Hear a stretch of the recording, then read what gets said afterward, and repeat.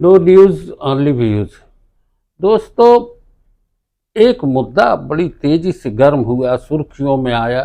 राज रघुवंशी, सोनम रघुवंशी और राज कुशवाहा, ये मामला बहुत तेजी से, और राजा रघुवंशी का जिस तरीके से शिलांग में मर्डर हुआ और उसके बाद एक भूमिका, पूरी कहानी सारी सब लोगों तक पहुंच चुकी है। हम आज उसी मुद्दे पे बात कर रहे हैं। इस घटना के बाद एक समाज का एक चेहरा सामने आता है कि समाज कैसा जा रहा है, नई पीढ़ी किस तरफ जा रही है।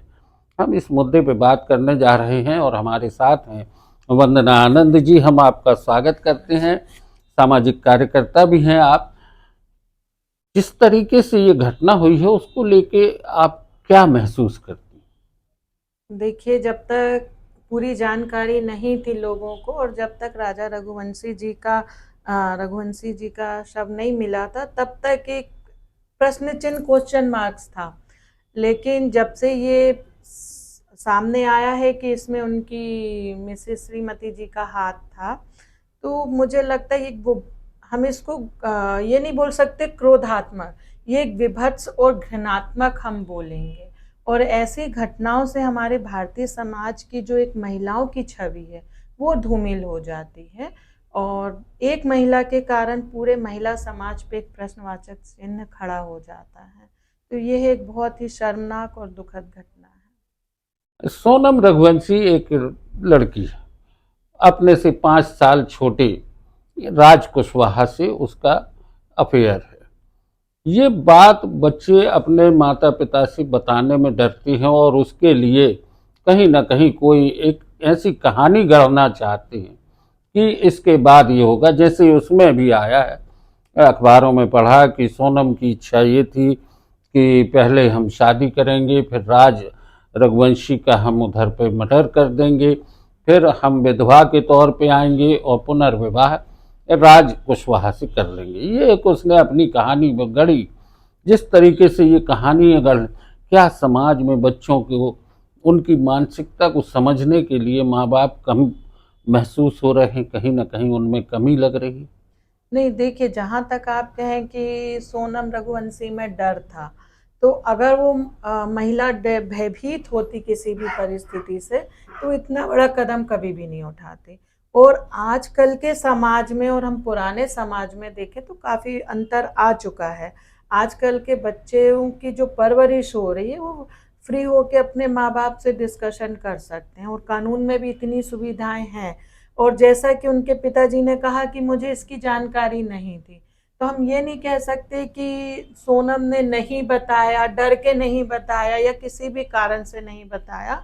इतनी बड़ी प्लानिंग करने के लिए, इतना समय लेने के लिए कि किसी को एक जरा सी हिंट भी ना हो, तो ये निश्चित तौर पे एक वेल प्लान हम इसको कह सकते हैं, क्योंकि ये कोई अचानक घटित हुई घटना नहीं है। ये एक वेल प्लान्ड है। इस प्लान के पीछे उनका क्या मकसद था? अगर हम कहें कि डर के नहीं बताया, तो ऐसा नहीं है। या तो लोभ बस भी हो सकता है, या तो मैं बोलूँगी उनकी मानसिक स्थिति बहुत अच्छे से समझने की ज़रूरत है। इसमें कहीं भी ऐसा नहीं है कि डर के उन्होंने ये कदम उठाया।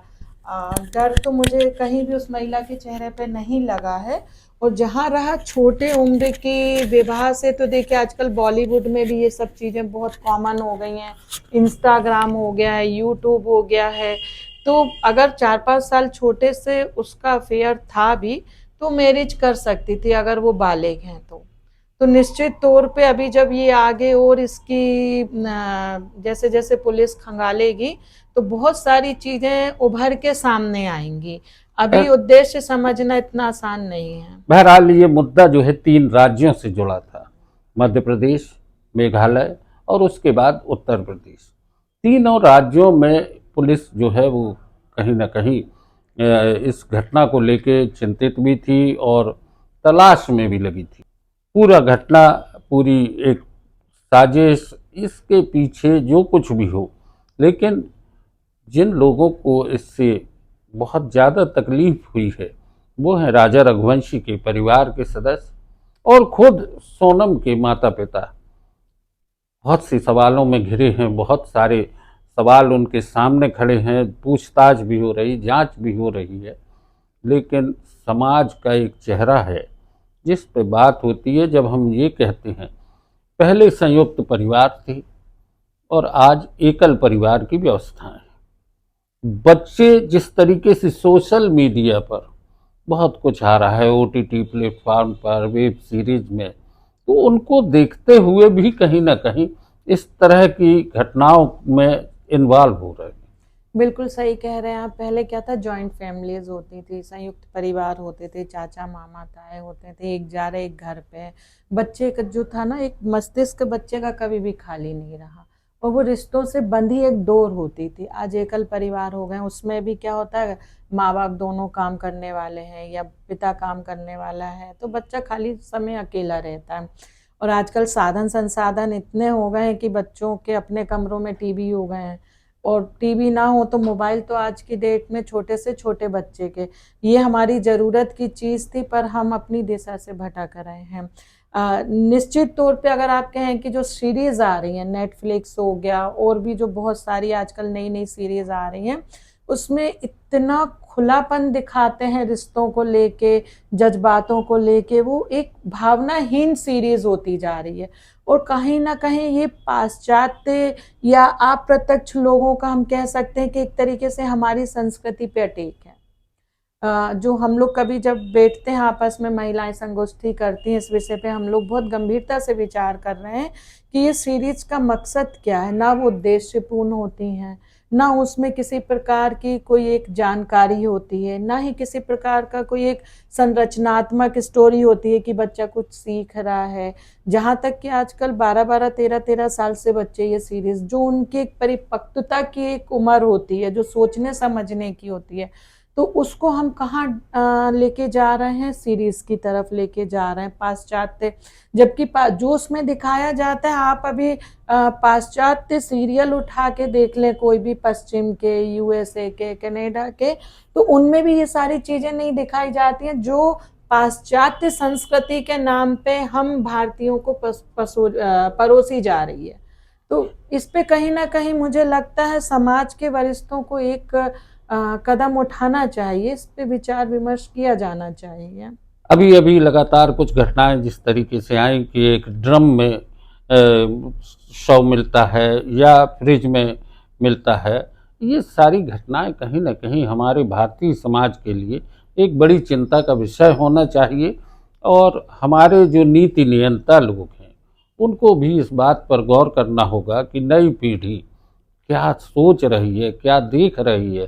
सोशल मीडिया आ गया है, नेटफ्लिक्स आ गया है, ओटीटी प्लेटफॉर्म है, इनमें किस तरीके की सामग्रियाँ आ रही हैं, किस तरीके के जानकारियाँ दी जा रही हैं, उन पर कहीं ना कहीं रोक लगना चाहिए। निश्चित तौर पे एक्चुअली क्या है कि जो मैंने पहले ही बोला ना, मन स्थिति, आजकल औरतों को बहुत अधिक छूट है। कहते हैं ना, स्त्री पुरुष बराबर है, तो ऐसा नहीं है। उनमें से कुछ एक आध लोग ऐसे रहते हैं जो अपनी स्वच्छंदता का दुरुपयोग करते हैं, जिसके कारण हम सभी महिला समाज के नाम पे एक प्रश्न चिन्ह होता है। लेकिन ऐसा नहीं है, आज भी हमारे समाज में कहीं ना कहीं महिलाओं की वजह से ही एक उन्नति का विषय चल रहा है, और कहीं ना कहीं संस्कृति जो बची है वो महिलाओं के कारण ही बची हुई है। कहते हैं ना, एक मछली सारे तालाब को गंदा करती है। तो ये एक दो घटनाएं जो समाज में हो जाती हैं, उसकी वजह से पूरा समाज कलंकित हो जाता है। जो ड्रम वाली आपने बात बताई, उसके बाद कंटिन्यू मीम आने लगे, ड्रम देख के बहुत कॉमेडी मीम भी बनने लगे, चुटकुले बनने लगे। तो हम लोगों को भी शर्म आती है कहीं ना कहीं ऐसी घटनाओं से। अब ये दूसरी घटना हो गई है, जाने वाला तो चला गया, लेकिन एक पीछे जो एक पूरे परिवार को जो दुख मिला है कि शादी आदमी करता है, खुशियां मनाता है, लाखों रुपए खर्च करता है, बहनों के शौक, माँ के शौक, मतलब 1 मिनट में सब खत्म हो गया अचानक से। तो सिर्फ एक परिवार दुखी नहीं होता है, एक पूरा समाज दुखी होता है ऐसी घटनाओं से। और इस पे निश्चित तौर पे मुझे लगता है कानून व्यवस्था को थोड़ा कड़ा होने की जरूरत है। वंदना जी, निश्चित है, बात आपने सही कही कि महिलाओं को कहीं ना कहीं इन घटनाओं से वो अपने आप में शर्मिंदगी होती है और कहीं ना कहीं ये लगता है। लेकिन आपसे मैं वादा करता हूँ कि जब कर्नल सोफिया की बात आती है, जब व्योमिका सिंह की बात आती है, तो महिलाओं का गर्व से सीना चौड़ा हो जाता है। आप बिल्कुल सही कह रहे हैं। अभी ये 24 तारीख को मैंने और मेरी संस्थाओं की और भी महिलाओं ने एक कार्यक्रम किया था जिसमें जीओसी सर आए थे, और उसमें हमने सोफिया जी के लिए और जो हमारी जितनी भी महिलाओं ने राफेल चलाए या जो जिन जिन की भूमिका रही, और कम से कम हमने 15 वीर नारियों का सम्मान जीओसी सर के माध्यम से किया था। तो जब ऐसी घटनाएं होती हैं तो हम लोगों को गौरवान्वित महसूस होता है। और सबसे अच्छी बात ये थी कि मातृ शक्तियों ने ये कार्यक्रम किया था, लेकिन जो संयोजक या जो आयोजक लिखा हम लोगों ने, वो हम लोगों ने लिखा समस्त नगरवासी। चाहते तो हम महिलाएं वो क्रेडिट ले सकती थी, पर हमने उसको समर्पित किया पूरे जबलपुर नगरवासियों को। तो जहाँ बुरी चीजें होती हैं वहाँ अच्छी चीजें भी समावित हैं।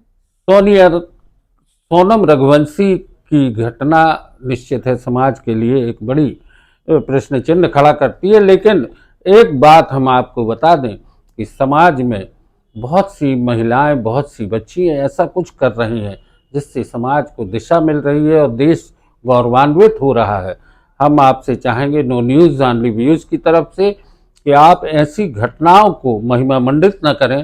कर्नल सोफिया जैसी महिलाओं के लिए, उन बहनों के लिए हौसला अफजाई करें ताकि देश को व्योमिका सिंह, कर्नल सोफिया जैसी एक ऐसी महिलाएं सामने आए जिनका नाम लेके हम गर्व से कहें कि ये हमारे देश की वो नारी शक्तियां हैं जो कि देश की रक्षा के लिए, समाज के लिए एक बड़ा काम करती हैं।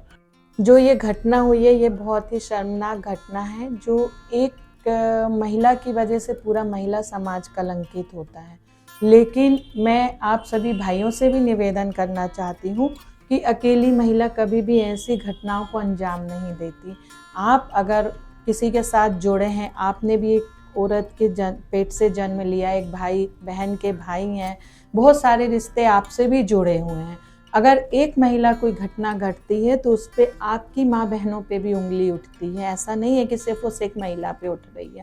तो मेरा आप सभी भाइयों से भी निवेदन है कि अगर कोई महिला इस तरीके की सोच रखती है या कोई महिला इस तरीके से आपसे वार्तालाप करती है तो आप उससे दूरी बनाएं और उसकी जानकारी उसके परिवार वालों को ज़रूर दें, क्योंकि मरने वाला तो एक ही होता है और वो इस दुनिया से चला जाता है, उसको नहीं पता कि पीछे क्या हो रहा है। लेकिन जो रह जाते हैं वो बहुत दुखी रहते हैं। ये एक ऐसा दुख है कि जो उनकी माँ जिंदगी भर नहीं भूल पाएंगी, जो उनकी बहनें नहीं भूल पाएंगी, जो उनके भाई नहीं भूल पाएंगे। आने वाली अगर कोई भी एक घटना इस तरीके से होगी तो पिछले से लेके अब तक सारी घटनाएं महिलाओं की याद कर ली जाती है। एक महिला बड़ी मुश्किल से आगे बढ़ती है, समाज में अपनी जगह बनाती है, और एक दो ऐसी महिलाओं के कारण उन महिलाओं की तरक्की में कहीं ना कहीं रोक लग जाती है। इसलिए मेरा हाथ जोड़ के निवेदन है कि ऐसी महिलाएं अगर आपको कोई किसी घटना के लिए प्रेरित करती हैं तो उसकी सूचना उनके परिवार वालों को अवश्य दें। धन्यवाद। वंदना जी, आपने चर्चा की, बहुत बहुत धन्यवाद।